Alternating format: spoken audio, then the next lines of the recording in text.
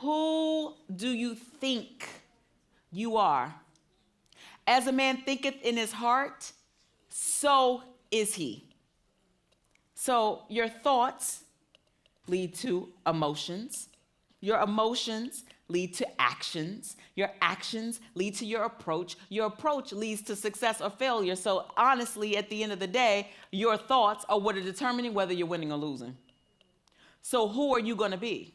Who do you believe yourself to be? Do you know that the National Science Federation did a study that said that 12 to 60,000 thoughts are thought per day?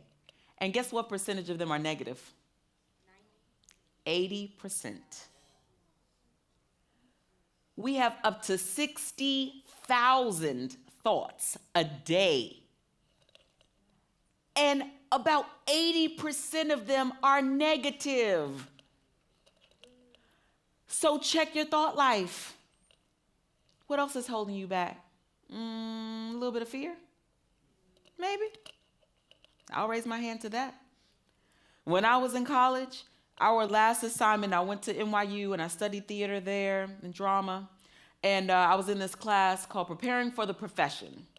And I was one of those really outstanding students, and I was always very assertive, and I considered myself an overachiever. But the final project for this one class was to lay out our goals for the next 20 years.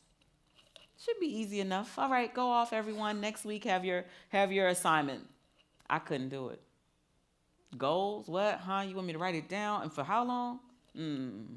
I couldn't do it. So then I go back to the teacher. I'm like, look, that's just ridiculous. 20 years, that doesn't even make sense. Can I do it for 10 years? How about that? He's like, fine, Edwina, for you, yes, fine. 10 years, go. I couldn't do it.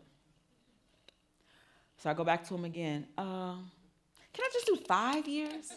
Could I maybe just like, mine just be 5 years? He's like, fine, Edwina, fine. 5 years, go. I could not do it. And I finally went to speak to my guidance counselor at the university. I'm like, I don't know why I can't do this assignment. And she gingerly slips me the card of the psychologist at the school. She says, maybe you need to have a talk with the psychologist, because I don't know what's wrong with you. I'm like, what? Am I crazy? Is that what? And thankfully, thank God, I went to church that Sunday. And the pastor was preaching about why people don't set goals. What are the odds? The number one thing was fear of failure. The number two thing was fear of success. The number three thing was a lack of belief that they're just not sold that it's going to work, that's going to do anything good. And number four was just plain old laziness. I said, well, I know I'm not lazy. And I feel like I believe, but I'm afraid. I'm afraid to fail. And I realized that that's what was holding me back. Anybody else in here ever wrestle with fear? That fear is holding you back from saying, I don't know if I can. Disbelief. That's why I asked you, what do you really believe?